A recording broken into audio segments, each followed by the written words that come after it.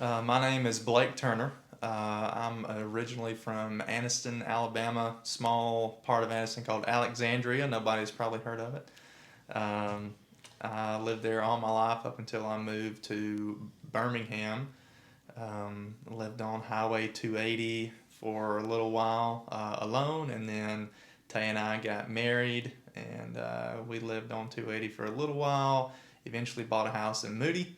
We've been in Moody for a little bit over 3 years at this point, and we have found ourselves here in Springville on Sundays.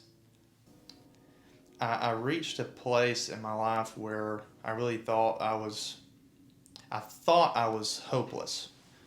That was the first time I genuinely thought that. I don't know if I was totally convinced of it, um, but there was periods of depression.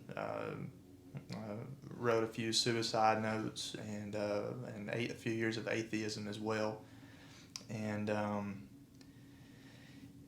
God very clearly showed me that He loved me in the most spectacular way. I knew for the first time in my life there was a God, and that day I'll never forget how He made me feel. But I wasn't totally His. I hadn't repented. I still struggled so much. Or maybe I didn't struggle so much, and that was the issue. I was okay with the unholiness and the uncleanliness of my life. I'll never forget the first time I listened to Paul Washer preach. I was laying in bed, and I had seen him on YouTube from time to time because I found myself listening to Piper or Chan every now and then. And this Paul guy, he just seemed kind of mean, and I didn't want to listen to him too much. And but I did. I clicked on one. It was the one from Montgomery, 10, 15 years ago, and it was the first time uh, anyone had ever preached Isaiah 53 to me. And I remember, and I said a second ago, I felt hopeless, but that day in my bed, I knew.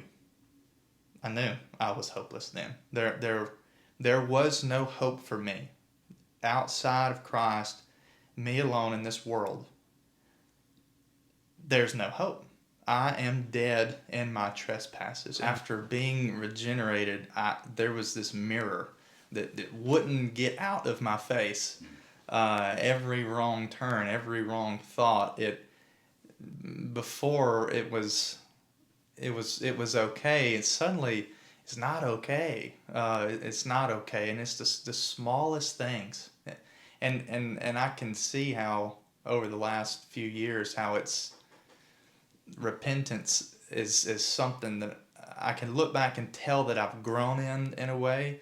Uh, and boy, do I still struggle in more ways than I even have time to talk about. But it's been so wonderful to understand that not only is there not any hope in myself and what I do or don't do, um, but there shouldn't be any hope in myself and what I do or don't do. It should only be in one man, that one God man. What He did is sufficient. I'm Taylor Turner. I am from Weaver, Alabama, which is right beside Alexandria, Alabama. So I have grown up in church my whole life. There's not a Sunday we were not at church. It was a part of what we did as a family. That carried on through the rest of my life, even after graduation and nursing school and being married and everything. Um, it wasn't until it's been 2.5 years now. It wasn't until then to where I became so desperate to know who God was. I feel that God had been calling me my whole life, had been placing me in the areas that He placed me in with the people to influence me and things like that. But my whole life I felt so lost, looking for answers in myself.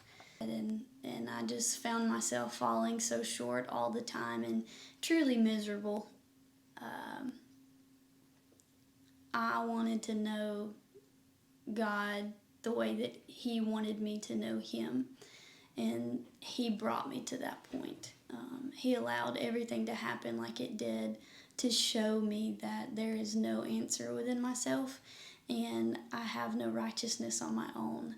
So it is not something that happened in an instant or a particular day or a moment in time. It was me getting along with God and just begging Him to save me, begging Him to show me who He was. And He did just that.